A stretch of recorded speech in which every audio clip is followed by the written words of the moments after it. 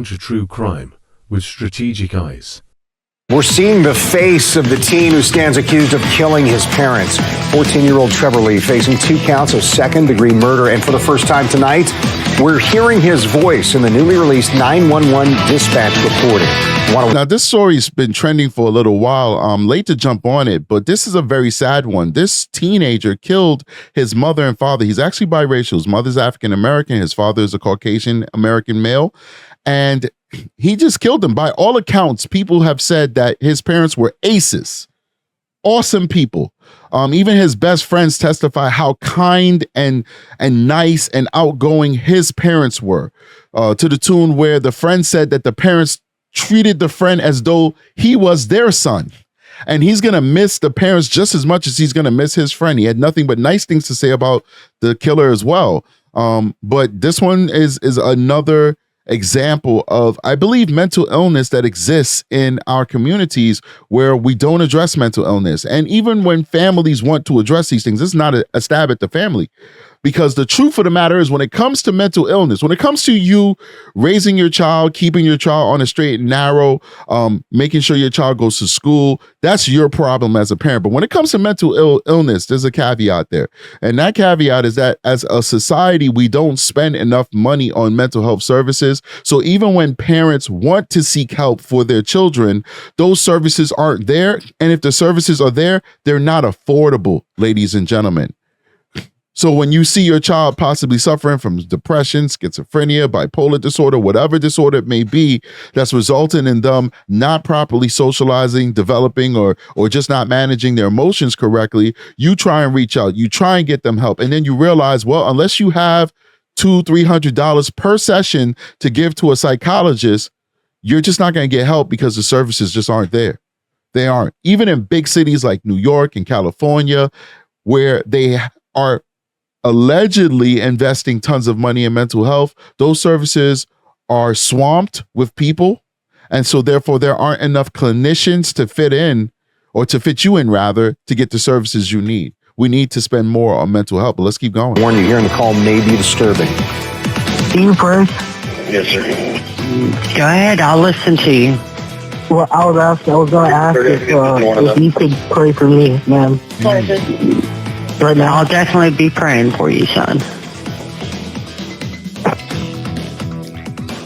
Investigators say Lee was outside a church when he dialed 911 and reported himself. He stayed on the phone until deputies got to his location and took him into custody. News4Jax reporter Eric Avenier's here in studio with us with more on this new information he obtained in this case. Eric? Yeah, we were able to acquire a lot more information than what we had yesterday when we first reported this story. Now, we now know where in the house the parents were killed and the extent of their fatal injuries. We also found out that the 14-year-old called his aunt in California before he called 911 to turn himself in. Just one day after 44-year-old David Lee and 45... That's a beautiful couple, man. They look... Sometimes couples look really nice together. Sometimes couples look nice together. It sounds funny. I mean, who cares how the couple looks? It's about love and happiness.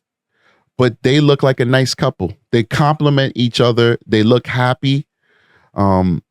This is very sad. And there's no filters. This is a real picture. This is a very beautiful African-American woman, and this is a handsome man. You know, it's okay to call another man handsome. I don't roll that way.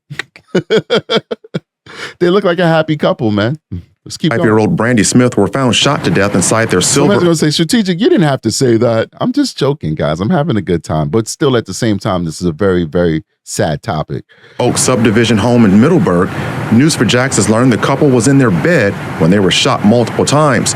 Both were pronounced deceased when paramedics arrived. Investigators identified the killer as the couple's son, 14-year-old Trevor Lee. After the parents were murdered, Lee called his aunt in California. She then called Clay County 911 dispatch. What her nephew told her was redacted from the 911 recording. Wow. They're in the house. Please, please, please, please, please.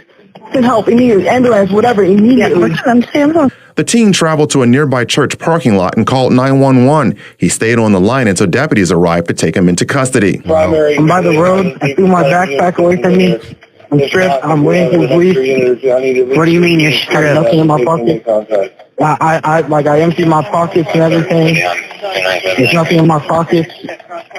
While most of his conversation with the dispatcher was redacted, we hear him. I mean, he had the wherewithal to kind of like explain to the police basically that he's not a threat, that he's surrendering. I don't know how you have an insanity plea when he's so lucid in this phone call. He's asking for the dispatcher to pray for him. He's explaining how he's stretched out. That's when he says he's stretched, he means he's like laid out, prone, stretched out.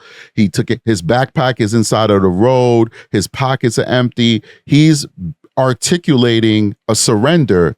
How can you come back and then say, well, you know, it's not just about me surrendering. That was later. Earlier, I lost my shit and I went crazy. I don't know how you come back from that. Asked the dispatcher to pray for him. You pray? Yes, sir. Go ahead, I'll listen to you. Well, I was going to ask if you could pray for me, ma'am. Right now, I'll definitely be praying for you, son.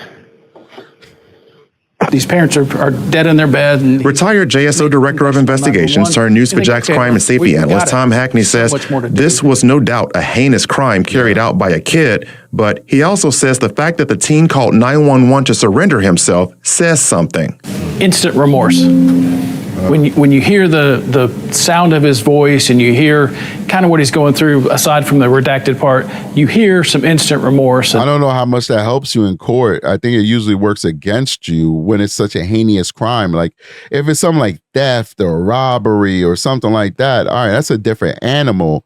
But when you do a heinous crime like a double homicide, I think the instant remorse, maybe it'll help you a little bit, but I think it probably takes away a defense that you could probably use, like insanity. And I think that's kind of bolstered by the fact that he left the scene and goes immediately to call 911 and turn himself in. Now, the 14-year-old remains in custody at the Regional Juvenile Detention Center in Jacksonville. So far, he has not been charged as an adult. Wow, well, he definitely ended his parents, man. That's a real sad one. All right, see you guys on the next one. Strategic is out of here. Peace.